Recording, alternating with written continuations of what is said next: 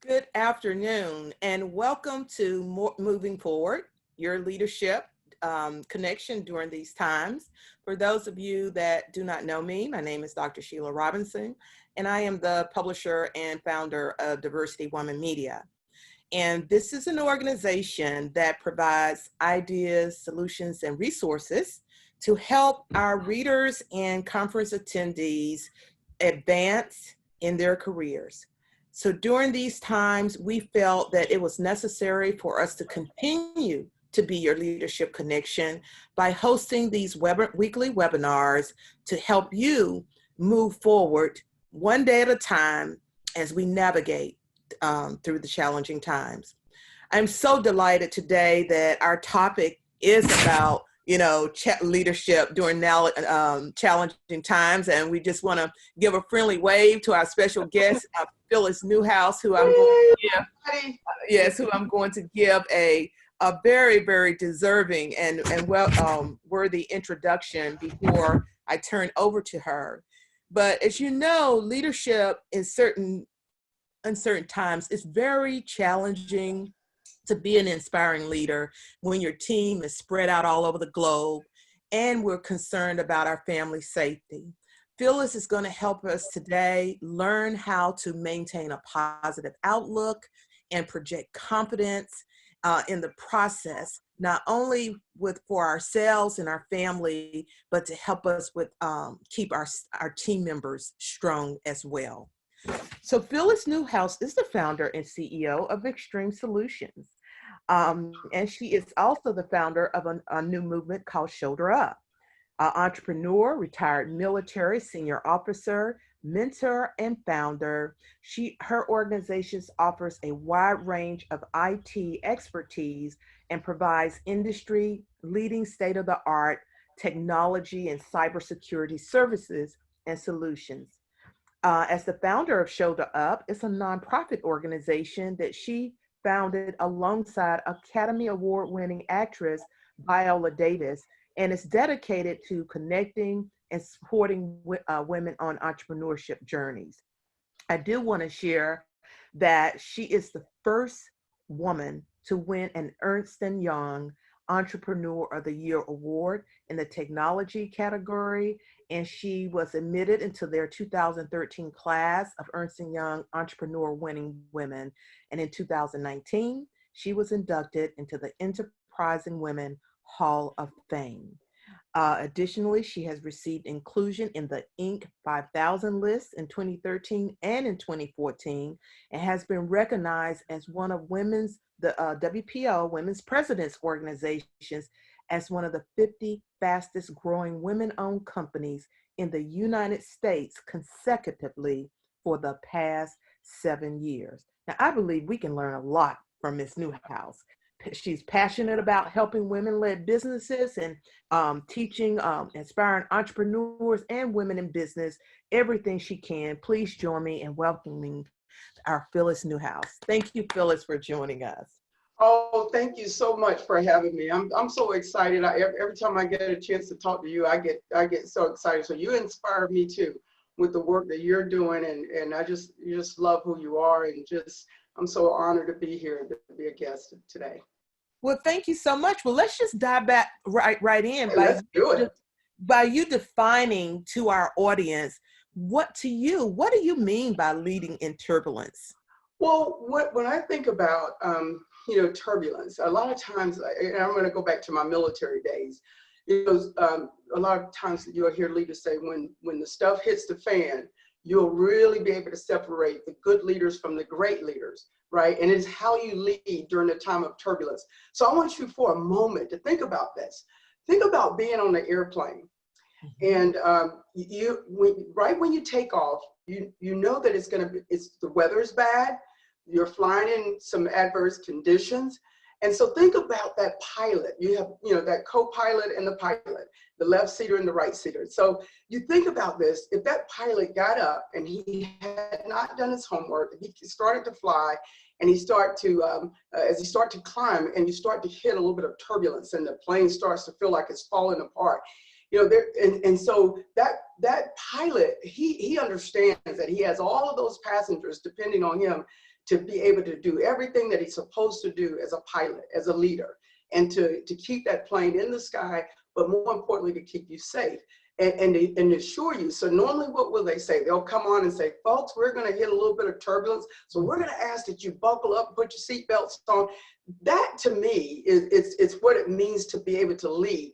Knowing that you have and you trained for this, you are built for this. You're from the day that you accepted that position, that leadership position, you are ready for that position. And so when you hit that turbulence, you have to kick in a set of skill sets that you typically wouldn't do on a day-to-day basis, but because you're hitting turbulence. So I think for me, when I think about leading through turbulence, it means for me to have an external presence, staying connected.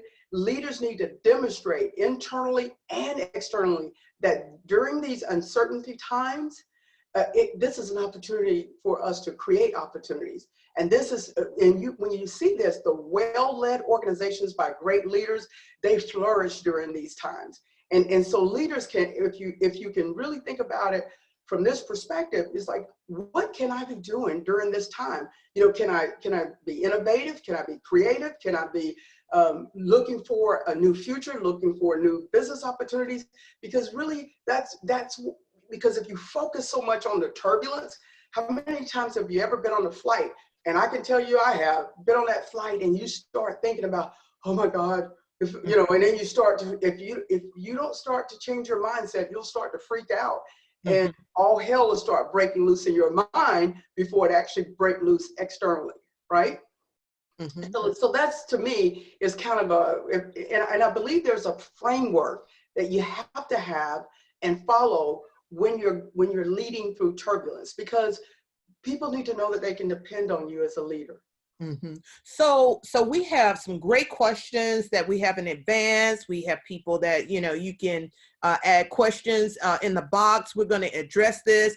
And she has a wonderful 3-part framework that she's going to go through. But I like how you started out with this turbulence. I want to sit there because many of us, I know like myself, well, I know the uncertainty came, but what do we do with that fear? Yeah. With that fear? Well, so think about this. How many, no one can lead from the rear. You can't be a leader in the back when there's turbulence. You've got to come out front. People have got to see you. You can't be in, I call it the bunker. You can't be hiding in the bunker, afraid to go out, and all your folks are out there going, who's leading? Who's driving this? Imagine a pilot saying, oh, there's so much turbulence, I don't know if I can fly this plane. You freak out. So to me, it's the leader has to be fearless during times like this. People have to be able to see the confidence that you have during really tough times. I always say and leaders have to be able to tell their leaders, don't panic, and you lead by example, because if they see fear on you, they're going to start to invoke fear, and then they're going to pass that down and down and down to managers, and the managers are going to pass it down to their team members. So you have to start from the top. And when you say, listen, hey guys, this is an opportunity. We're going to come out of this. We're going to be innovative. We're going to be creative. We're going to get excited about the future. We're not going to focus on, all the naysayers and what's going on, because if you start to focus on other businesses that are failing, other businesses that are closing, you'll start to see, we should probably think about laying off. And so you have to almost stay clear to your vision and your team and stay focused. I love that. Clear to your vision and your team and stay focused. And you said earlier about changing the mindset. Can you speak a little bit about, to changing the mindset? Well, so, I want to dial it back just a tad. So right before, back in January, my team, they said to me, oh, you're really overthinking the coronavirus. And I said, no, guys, we got to be thinking about this, because I truly believed at that time that when it did come to the U.S., that we were going to go through some uncertainty times. And so I had already started to envision, what would this look like if we had to work remotely? What would this look like if we had to, minimize the workforce of being together? And so for me, it was me hitting the reset button in my mind to say, things may not look different, because if leaders don't hit reset first, and you're trying to play catch up to a team that's already panicking, then it's very difficult for people to believe that you can lead during the turbulence. So for me, leaders have to say, you know what do I see as the outcome? What's the real outcome here that I want to see? And that's the mindset you have to get in the mindset of the outcome that you're expecting. Yeah, so many leaders, some of the things they want the outcome to be, of course, is they don't want to have to lay off staff. They don't want to have to lose customers and lose businesses, so this is how they have to shift their mindset.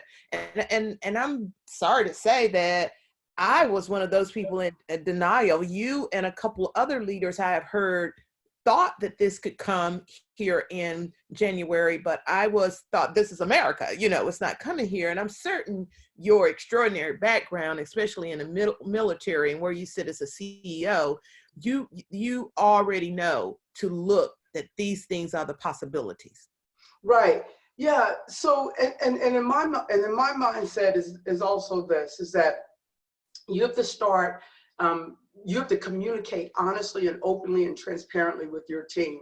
You have to be a leader that says, okay, I want to hear your concerns, and you're going to hear fear from your directors, your managers, etc.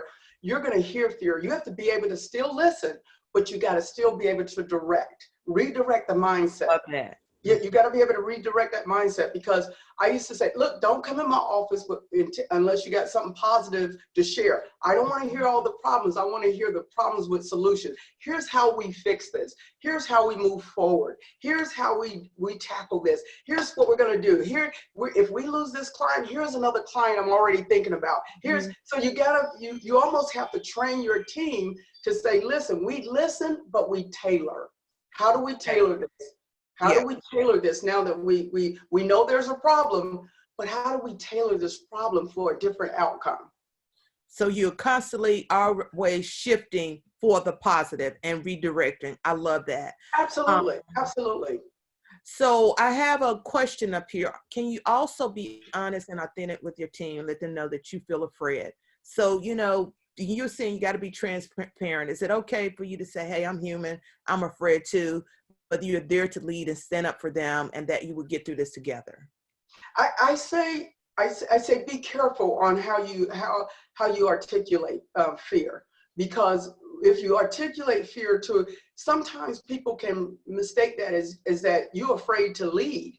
Listen, okay. You can say, you know what, I'm not sure what tomorrow's going to look like, but I tell you, as your leader, I'm still in this game with you. I'm still in the foxhole. I'm still, out front, and we're going to tackle this hill together. Mm-hmm. Even though we might have a few casualties along the way, but we're going to tackle this hill together, and we're going to accomplish this together. So you can still be transparent, but make sure, and I'm just saying this as the difference between a good leader and a great leader. A great leader understands that you cannot focus on the fear. You have to find ways, and that goes back to doing your own temperature check every morning. Assess your own ability as a leader in the morning, because you can't assess your team unless you even know where you are as a leader. And what are you doing to mitigate those fears? What mindset are you in? Because if you're walking into a meeting and you're scared to death, people are going to feel that. They're going to feel that in your delivery and how you articulate, and they're going to feel that. So you have to. I just say it's okay to be honest, but be honest to a degree with yourself first. Okay. And so I love what Phyllis is saying is how you are going there, because this is why Phyllis is speaking now, because the first two webinars we had are on stress and wellness and getting yourself ready to, roll your sleeves up and hit the ground rolling. So I encourage you to go back You could go back where you registered and look at the recordings of some of those to get yourself ready. So now that we know that you're ready, you got your stress ready, you got your wellness check going on. Phyllis, let us know, what is this 3-part framework for leaders that what do we need to do to get through this turbulent time? So, so I think that as we start looking at how can we as leaders and work with our teams during this time to start looking at a great outcome, and how do we do that? And I think it comes from a 3-part framework. And I'll go back to, again, I'm going to take some of my old leadership's values and principles and bring them to this session. But so think about this. If the framework for leaders that are leading through turbulence, there's 3 things. You have internal, external, and then you have the personal. Those are the things we're going to talk about. The deep within yourself, and then we're going to talk about your internal organization and external. What are those things that are affecting? So I want to, if we could just start with the first one, I want to talk about internal. So and I'm going to ask you to think about this question. What does value creation look like when the markets are disrupted or volatile? Like, what does that look like for your organization or your industry right now? And so, I spoke with somebody yesterday, and she told me she was in the staffing industry. And she said that and I said, well, what does it look like? She said, it's terrifying. I said, so what's the opposite of terrifying? What could you do right now and be thinking about right now that would change the outcome? And she said, I hadn't thought about it. And here's the thing, your focus has shifted only to what it looks like. You're so focused on the market being disrupted right now that you can't see how you can become a disruptor in the market. You're focused on the disruption, and somebody else is now working on becoming a disruptor. That's right. And so here's my points for internal. Look, this to me, when we start looking at framework and we say we're gonna focus on the internal, it's looking outside. Scan your horizon, find value, and create opportunities. This is what leaders have to do right now. You've got to scan your horizon. You've got to start looking for new clients. You've got to look at new ways to grow. Maybe that business segment and the business you were putting off starting to next year that you thought could bring in new revenue. Maybe now you need to start focusing on that. Look at creativity. How can you be creative with creating a new business opportunity or a new service offering? So I think if we look internal, we really have some opportunities that are right there in front of us that we're not even focusing on, because we're focusing so much on the disruption versus how are we going to be disrupted when the market comes back. Let's start working on that opportunity right now. And so I think here, if I had to say, what do leaders need to do internally right now in the challenging circumstances that we have? Leaders need to stay alert to the market, stay alert to the market conditions, competitors' behavior, to your clients, to your customer needs. And you need to be able to listen to what your folks are saying. Listen to your directors and your managers and listen to what they're saying. They're saying, hey, did you know that there's this new opportunity over here that we can really work on this? If we, now that we have the time, our teams can focus on this new opportunity. So listen to them and be open and be flexible internally so that you can be a disruptor. And I like what you're saying, because I'll use myself as an example. With my organization, I'm known for hosting events. I'm known for speaking all over the country. So I am an in-person organization.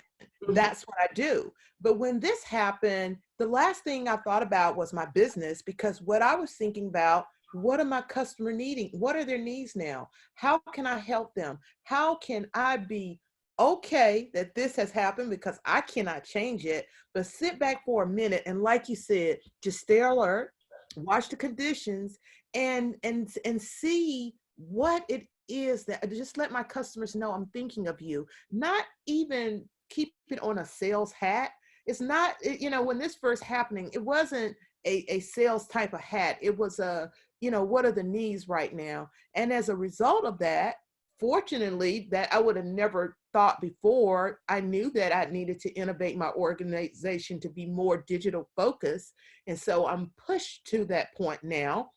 I'm enjoying the process.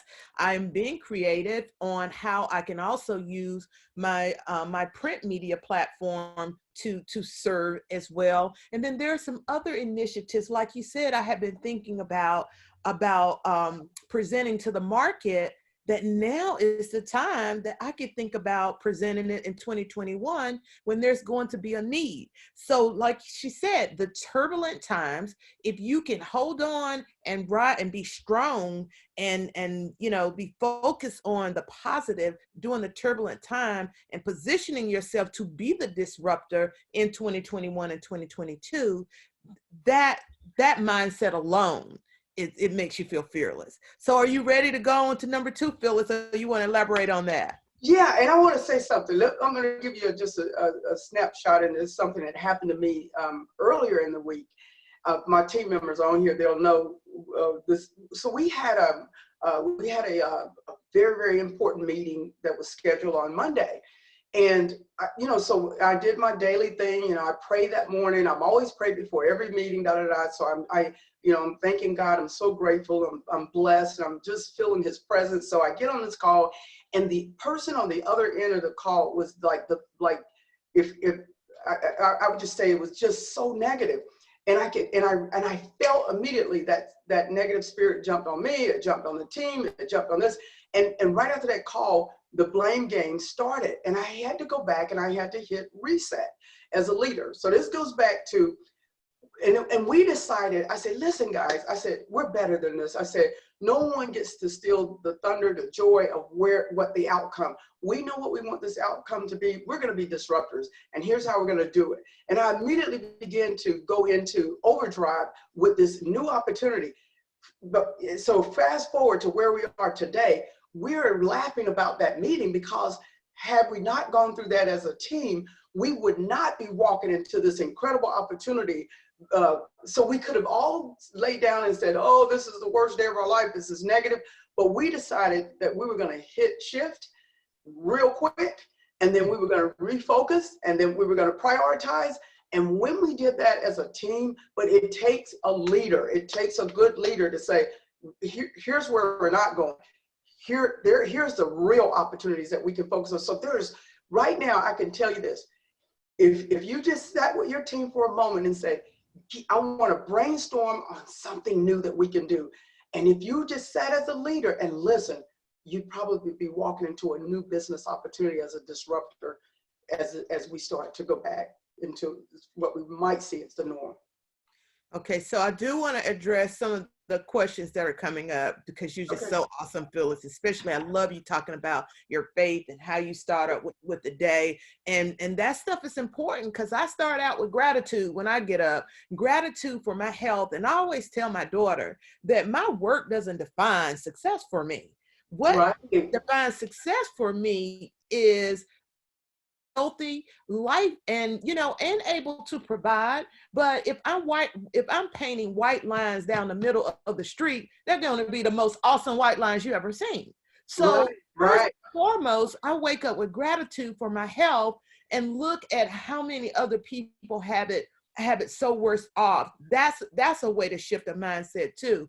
But one of the questions here is about, what do you do to maintain your inner strength as a leader? That's an example of, what I do.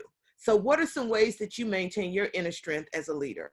I have to tell you this. First of all, I pray a lot, and and I have really daily conversations with my Father. But also too, I look at where, potentially where I could be falling short, and where can I get better today? And I think that if you can do daily assessments of your leadership ability as a leader, and I don't want to, and I'll say this, because now that you're working remotely, it is so easy to be distracted and not, follow through and get things done. And you have to prioritize yourself before you can prioritize the organization.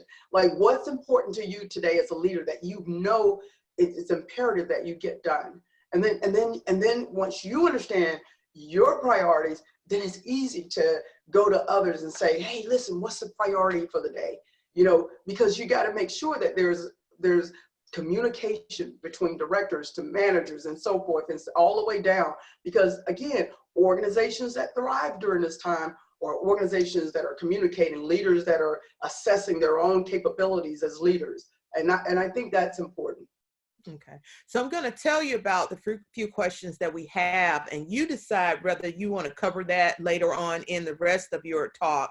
But one of them was, it was hard enough to get a seat at the table. Now, how do we get a seat at the Zoom room? The other one was, we are about to shifting from taking employees from working home back into the workplace. How do you lead that? And then one of your team members suggested that you share about how you focused on their wellness and took those that were, may have been in vulnerable situations, that you removed them because their well-being was, more important. Yeah. Okay. So as we go through this, I'll address a few of those questions as well. And so I'm going to dive into external, and then and as we get to the personal, I'm going to go back and address those. Okay. So the second thing I would say is the external part of the turbulence. What do we think about externally when we're going through turbulence? I think what organizations throughout the organization wide, you have to look at your organization capabilities. Do you and your leadership team need to in order to capitalize off opportunities, who has the opportunity and the ability to create value? Everyone. So this is an opportunity now to open up suggestions. Anybody have suggestions? Anybody has? If you have a creative team, put your team together and say, hey, on Thursdays, we're going to do brainstorming Thursdays to be thinking about an outcome. We're going to do happy hour Fridays, but Fridays is bring your best idea. Okay. And so then awarding people for their best idea. And then how do we put those things, how do we start working on an implementation plan so that when we go back to a workforce, we're ready, we're going back refreshed, excited, and we're going back rejuvenated, we're going back hitting reset. That's the external thing you've got to start thinking about in your organization. Looking inside, what am I looking at in the inside? And so when I start looking inside, here's the thing I have to be careful about. Make sure your organization isn't paralyzed right now. You're in a state of paralysis. Okay. Because what a lot of organizations, I've heard people say, oh my God, you know what? I don't know if we're ever going to recover. That's a state of paralysis. Oh my God, I don't know, this right here, I'm watching the news every 5 minutes, state of paralysis. So what you're feeding in your organization, you're listening to other people, oh, well, we shut our doors, we're going to close, we're going to do this, we're going to do that. And I say this, make sure you're looking in the inside and you are focusing on your capability. What can you do to survive this? Do you have the capabilities? Do you have the ability to create value going into as you are hitting reset, and make sure you're not focusing on what the world is saying versus putting yourself in a position to be paralyzed. And so how do leaders do this? How do you start to look internally? How do you externally? How do you start to look and say, I never really thought about this. Leaders need to be inspiring and motivating other leaders in their organizations right now. If you're not inspiring somebody in your organization right now, if you're not saying, hey, listen, guys, come on. When I said I had to hit reset on Monday, trust me, I had to hit a big reset, because when we got off that call, I could feel the energy of every single person. And I could have said, well, they need to fix their own attitude. They need to deal with this differently. But I chose to be a great leader, not a good leader, but a great leader, and get on that call and say, hey guys, listen, let's rally back up. Tell me what you thought about the call.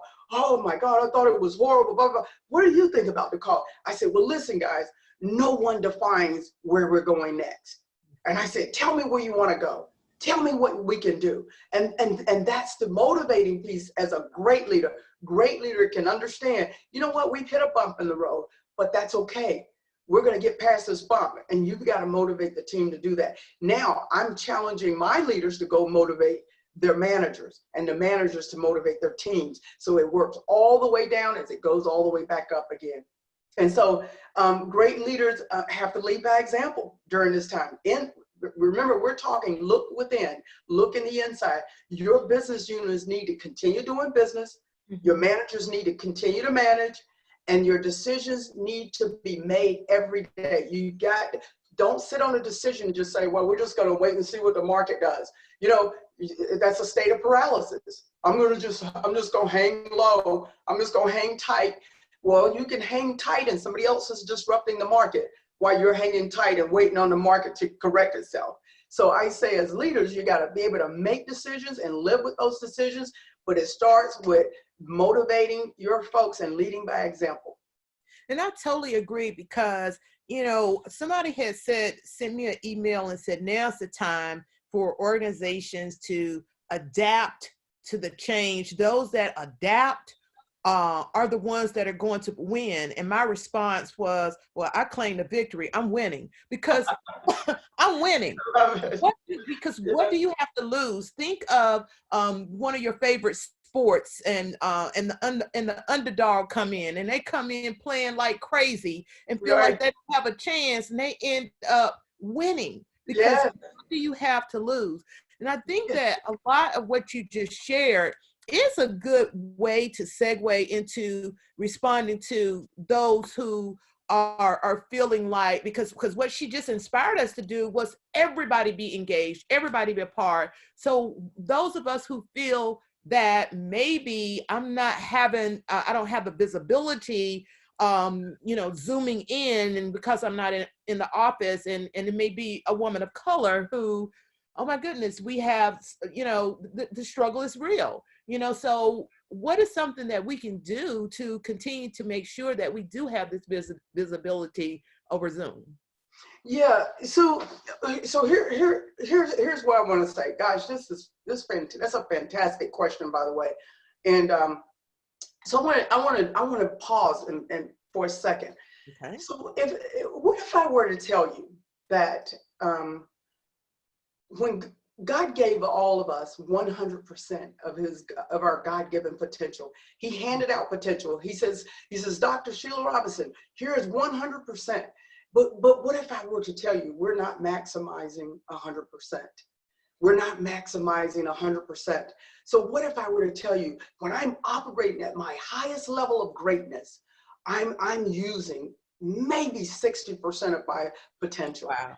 60. Look at what I'm doing at 60%. What if I were to tell you, if you were to increase your level of potential, you wouldn't see all of those roadblocks because your potential outweighs the roadblocks. See, when God gave us 100%, He says, maximize everything I've given you, because I'm not going to give you any more potential. When I handed it out, I gave everyone 100%. You got to go max and tap into the other piece of your potential that you're not using. This is an opportunity for you to maximize your God-given potential. I love that. I love that, because those of you that are concerned, what I receive from her is people make them look for you. Be like, you worrying about being seen. Let them be worrying about you there. And that's what she means. If you maximize 100%, the meeting is not going to start without you. Am I wrong? Absolutely. Absolutely. You're going to be the first face on the Zoom screen that they want to see. Hold up. Wait a minute. We can't start this meeting yet. That's maximizing the 100% of your potential. And I receive it. And I want to say something. So I have a friend that's on this call. He's a microbiologist, a scientist. And the interesting thing was something he said to me yesterday. He said, I want to commend you for your level of intelligence that you maximize. And he said, I remember walking into a meeting with you. I went with on a trip to Seoul, Korea with these a group of scientists. Now, I'm not a microbiologist, but I went with them, and by the time I got there, I was speaking the same language, and I learned so much about some of the work that he was doing, and they were doing it internationally. And I said, that's my potential I tapped into, my God-given potential. I think we have the ability with that 40% that you're not maximizing to continue to learn new things. This is a time to maximize your full learning potential.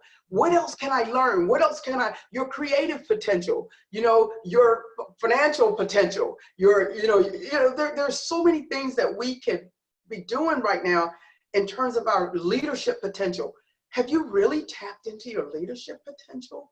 What if you are a good leader right now, but if you just took it up 10%, you become a great leader, a fantastic leader. Leadership potential.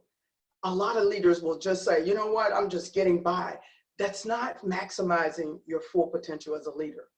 So I hear a challenge coming on. So what if all of us, every day that we woke until we're able to get out and be face to face again, back to, well, things I don't think will ever go back where they were. But I think, let's claim they're going to be better. They're going to be better. Okay. What if we challenge ourselves to do something every day? We get up to work on our leadership skill, even if it's 10 minutes. I'm going to receive that. Yeah. So let's move on, because I'm keeping up with the time. We're 12:37. We got 20 minutes left, and you have some great stuff you want to go ahead on and finish, because we have not hit the third framework. Okay. So, and here's the other thing, make decisions. Leaders need to be able to make decisions even in a future they're not really sure of. You've got to be able to, in uncertainty times, you've got to say, you know what, we're going to move in this direction. And we're going to move in this direction. I've done my evaluation and my assessment, and here's the decision that I'm making. And sometimes you might get questioned by others and say, well, why are we doing this? Well, why did we decide to move in this direction? And be okay with making a decision, but don't run and hide and don't make a decision. If you got to lay people off, make the decision. Make the decision, but make sure you've done a thorough assessment, an evaluation. You've done all those things, but then make the decision. Because again, you've got to continue to lead. Even when you make a decision that might be tough during these times, you've still got to lead. You've got to lead, and that's the difference between a good leader and a great leader. And ask yourself that question: am I leading right now as a good leader or a great leader? What's the difference? What makes me a great leader, and what's making me just a good leader right now? And what's just making me a leader? Some people are saying, look, I'm not even a good leader right now. I'm in hiding.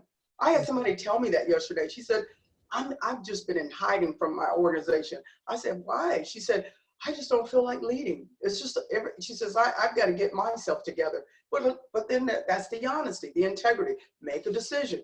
So the third thing I want to say, this is personal. When you hit turbulence, there's a personal side of you that's got to say, wow, where am I in this turbulence? What do I feel? What are my fears? And here's what I say. As a leader, what leadership traits would you use to be an effective leader in these times? What are the leadership traits that you have that you know that you need to use right now? So I want to say what a few of those are for me. I look at it and I say, focus. When you're not in front of your organization every day, and you've got people all over the place in different states and different projects going on and different remote operations, you have to focus. Because as a leader, remember, we're talking about leading by example. If your organization cannot see focus in you, they're going to be out of focus. Your projects are delayed. There's problems. There's issues. Focus. Discipline. This is a big one. You've got to be disciplined personally. If you're not getting up, working out in the morning, if you're not eating right, if you're not sleeping, if you're not doing all those things, those are the basic things you have to stay afloat as a leader right now is that I'm going to be disciplined enough to discipline myself so that my organization can be disciplined during this time, disciplined to follow through, disciplined to get the things done and stay on time and meet the deliverables, et cetera, et cetera. So those are just some key things that people are going to look to you and say, wow, you know, Phyllis is still disciplined. She's still working out. She's still getting on. She's still having our daily meetings. She's still doing the discipline. And so, and here's another one, flexibility. How flexible are you? You know, if you don't have any flexibility, if you're not even willing to look at new business opportunities, you're not even willing to look at a new client. You're so focused on the client who says, I don't know what's going to happen when things come back. You know, we're probably not going to use your services. We don't know yet. And you're sitting there waiting for them to give you the answer when you're not being flexible, when your organization is telling you to go in a different direction. And confident. How confident are you that you're going to get through this? You know, I want to share this with you. I remember being on a flight from hell. Okay. Like the pilot told you before we took off, it's going to be severe turbulence like you've never experienced before. He said, but we're going to try to take it down, go down a few notches, and we're going to try to smooth it out, but we will hit turbulence. Now, if most people in my organization know I cannot stand to fly in bad weather, I don't like that. And I remember sitting beside someone, this was her first flight. This is the first time she was flying. There are people in your organization, this is the first time they've ever gone through turbulence. Mm-hmm. And so I remember sitting, and the lady grabbed my arm immediately. Now I was scared too. When I was like, oh my God, but here's the psychology behind this. I immediately began to calm this person down and totally forgot about my own fears. I totally forgot about the turbulence. I was talking to her. So tell me about your children. Tell me where'd you grow up? And before you know it, we went about 30 minutes of turbulence. And she said, I don't know what I would have done had you not been sitting beside me. You see, to me, that's the difference in a great leader is going to recognize there are people in the organization right now, they don't have the confidence that the outcome is going to be what you say it is. They don't have that confidence, but you have to be able to sit there and say, hey, we're going to get through this together. We're going to, you know what? So tell me what you're thinking about. Tell me about what, ideas you have. Because the more they begin to tell you what they're feeling, the organization, where they can see where we're heading, the more you're going to start getting people on your team that's confident, and then you'll be moving in the right direction. And be fearless. Sometimes you just got to say, you know what? I'm going to make it on the other side. I don't know how, but I'm just going to be fearless, and I'm going to keep moving. I'm going to keep climbing. I'm going to keep becoming, and I'm just going to get on the other side. You just got to say it. You just got to say it. And every day look in that mirror as a leader and say, I am a great leader, period. Yeah, Phyllis, that story on the airplane reminds me of that's how you turn your powerlessness into power. And I remember when this all first started, I felt and I was wondering, what was I feeling? And what I was feeling is I felt powerless.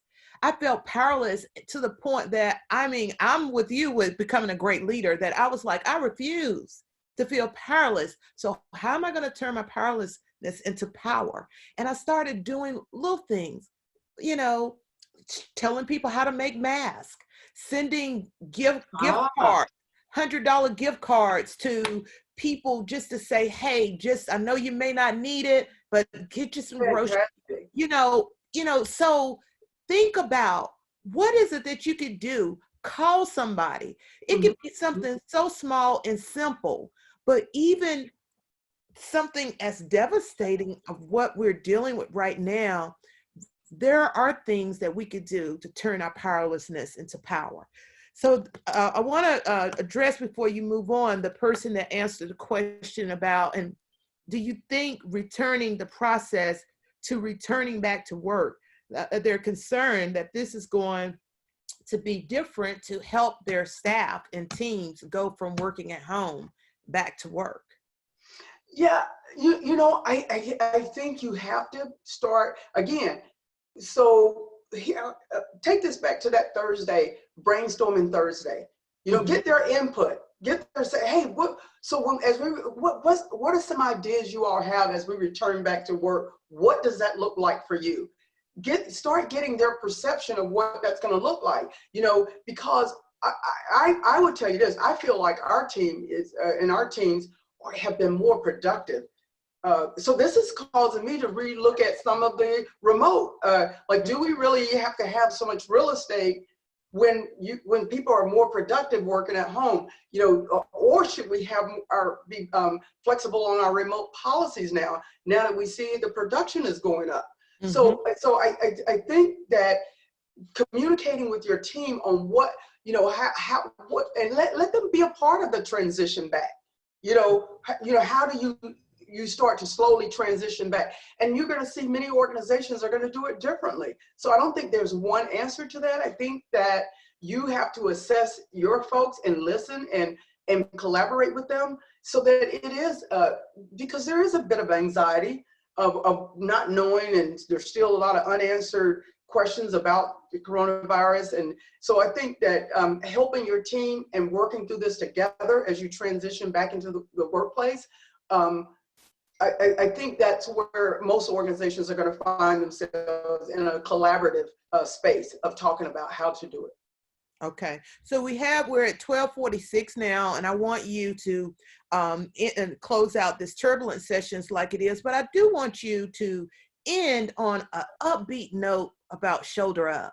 Tell us a little bit about Shoulder Up when you decide to close out, and what it's like to work with the phenomenal Viola Davis, and you know, inspire us and motivate us on your exit out, because I love Shoulder Up, and I can't wait till we can get back to being a part of that. Well, you know, so the funny thing is that when we decided to do Shoulder Up, I had Jade, most of you know, my assistant, and Viola's assistant. We got together and we were in Viola's home, and we were just sitting at the dining room table, just like girls do. You know, we sit at the dining room table, and she started telling me about her journey and some of the things that she had experienced. And it was so funny, you know, Jade was sitting there and she was in awe, like, here are two women that she, you know, that she got an opportunity to be a part of some just real girl talk conversation. And Viola was saying to me, she said, you know, Phyllis, we got to do something. We gotta move on this. You know, she said, there are very few women that will just sit down and share and care for one another. Women in general, sit down and share and care and really be supportive in such a way. She said, and I think there's a model to how when we treat women to be good girlfriends to each other, good supportive women in the workplace, and et cetera, et cetera. So we talked about that. And so I said, okay, then let's do something about it. And she said, well, let's do, you know, let's do a couple of talks about it. And so we decided on how we were going to do this. And that's how Shoulder Up was born. It was really about two of us coming together, understanding that although our journeys were very different, there were some similarities in our journey. Along that journey, we met somewhere on that road. And she says, I want to walk with you. And I said, I want to walk with you too. And she goes, well, let's walk together on this leg of the journey. And that's where we came with Journey to Legacy, is that as you're creating your legacy, you're going to need women and people in that journey that walk with you through your leg of the journey. If you're hitting turbulence right now, there's somebody willing to walk with you and say, listen, I know about turbulence. I've been through it 4 or 5 times. This is nothing compared to the turbulence I've experienced in my business before. And so sometimes I think we don't look for someone to shoulder up with us. This is a great time to start shouldering up with other people who are going through the same thing, or someone who's gone through this before, where they've had business disruptions, and, you know, and so really that's what Shoulder Up is really about. It's about really how do we use our economic power and our voices to create change around the world where it impacts the lives of other women. That's what it's about. That's awesome. Well, you know, we're not closing out yet, but Phyllis will be one of our keynotes and honorees for our 15th annual conference in October. So continue to follow Diversity Woman. And while, you know, we we're going to celebrate you and honor you. If you want to invite Viola to come on and y'all do something on Shoulder Up, we'll welcome that as well. So you're getting all kinds of accolades and thank yous and gratitude for your session. And those of you that missed the entire from the beginning, it is recorded. And we have about 10 minutes left. So if you have any burning questions while she is talking about her final takeaways, please text any questions now in the chat or the Q&A. Well, here's what I want. On the takeaway, I thought about this and I was like, wow, you know what? This is, what can I say that I want to leave you guys with something that's so powerful, so encouraging, and so impactful. And my mom has this saying. She always says, "Make the best better." This is your best, but you can still make it better than that. And that's one of her sayings. And so when I thought about where, I've listened to so many business owners, and I feel I guess because I've been on such a super high during this whole time, and I'm thinking, okay, what's wrong with me? I'm just feeling so passionate about business, because I've had an opportunity to refresh and rethink and redo and remember. And so for me, I'm so excited about the outcome because I plan for a different outcome. And so I would tell you right now, if you're thinking about your business and you're feeling a little uncertain and the turbulence is starting to bother you, it's starting to shake you up a bit, and you're starting to think, well, dang, I don't know if this plane is going to land. What if we crash? You've got to trust the fact that you're flying that plane. You took that plane up. You're the pilot. You have all the skill sets necessary to keep that plane in the sky. You got a great co-pilot. Most of us do. We've got somebody else that even if you have to get up for a moment and let them take over, then come back and take your seat. And when you do that, and you start looking at that turbulence, and then you start seeing, wow, this thing is going to smooth out. And then all of a sudden, it's time to land the plane. You got to ask yourself, when I land and we hit ground, is it the ground that I knew would be there when I land this plane? And I'm going to say this, is that I'm looking at my landing right now, and it's going to be a fantastic landing. Because when we land, I think my whole team will clap and say, wow, we got through this. It was turbulence, but you know what? Not one time did we doubt that you couldn't land this plane, and we couldn't land it, and we couldn't get down. So I'm going to tell you, if I had to say great leaders, this is an opportunity for you to find value and create new opportunities. Your leadership during this time requires energy. And it requires you to be positive. It requires you to be motivating. It requires you to see a different future, because the future is going to be different. It requires you to take a posture that says, we're winning in the end, no matter what. We're going to take the small wins now, so that when we win, the big wins won't even matter. We've won so much. And this is why I'm telling you that you got to land this plane. And when you land, you got to land with a big win. Mm-hmm. I absolutely love that, Phyllis. And so I'm thinking like, oh my gosh, she's so inspiring. She said, so can you talk a little bit about what did you do in the military? Were you born a great leader, or did this over time that you got to where you are? You know what? I went into the military to be a great leader. I didn't want to just be a good leader. I thought anybody can go do that. That's not what I want to do. I want to be a great leader. I had great leaders that inspired me. I watched bad leaders. I watched good leaders. But I looked at the great leaders and I said, that's the type of leadership I want to have. I want to work on that skill. I want to be, and I looked at the great leaders that I looked at. I said, wow, they're great listeners. They're collaborative. I mean, everybody has a leadership style, but I think great leaders are able to, they're able to hit reset. They're able to redefine. They're able to rescope. They're able to really understand leadership. Name some. So who are some of yours? Well, like there was I had a great female leader. Her name was Vicki Warren, And she was, she was a leader who inspired me on the latter part of my career. And I just remember people always used to say, "Oh, she's so hard, she's so hardcore," but she was fair and she was reasonable, and she taught me a lot about judgment. And she said, "Listen, sometimes you're going to make a bad call. Mm-hmm. Know that Ah, you made the bad call before everybody else does, and be okay. able to say, you know what, I'm in corrective mode. I made a bad call." So be able to tell your team, "Hey guys, guess what? I made a bad call. I'm in corrective mode. I'm going to correct that." Right. And I remember making a bad call and going into her office, and she goes, "When did you realize you made a bad call?" And I said, moments later. And she said, "What are you doing to correct it?"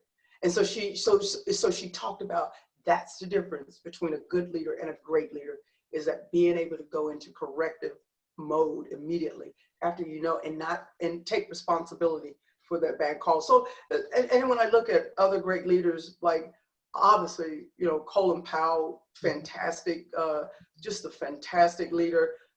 There were I remember my first my first assignment of having someone that says, "Look, wow, I see so much potential in you. You're going to be a great leader in the military." And I kept saying, "Well, I'm only going to be in the military for 3 years and I'm getting out." He goes, "No, you're going to be a great leader." And having that seed sowed early in my military career separated me from wanting to just be okay into excelling in my military career. So for me, when I see great entrepreneurs and I see CEOs, and you just know that they're going to be great leaders. You just know the way they run their organization. And I'm so blessed and fortunate that there's so many women out, especially in my WPO, that I look at, and I look at a lot of the WPO members and I say, wow, these are some great leaders now that are inspiring me to be even a greater leader because of how they lead their organizations as well. And you exude confidence. Your confidence is, just, I wish you could bottle it up and sell it. So, I mean, were you born with that, or do you think over time it came with that? I think I come from a family of 11 children. And I was number 10. And so you get in when you can get in. And when you get in, you better be confident that you're in. You better be confident that you're in. So I could, I think a lot of it came from my mom, honestly. My mom did a lot of encouraging me. Really, you're going to be a great leader. You're going to be a good leader. Go out there. You can do this. And so when you get that at a young age, I don't know, you walk out of the house and you just think that you're supposed to be leading the whole neighborhood. You're supposed to be leading the whole class. You don't really think about not leading. You think that that's what you're supposed to do. And so I think for me, I say this, and certainly not arrogantly, but I just believe that I'm walking in my God-given purpose, which was God, created me, designed me to be a leader. And I know that. And so I think walking with him daily gives me the confidence because I know that it's for a higher purpose than me.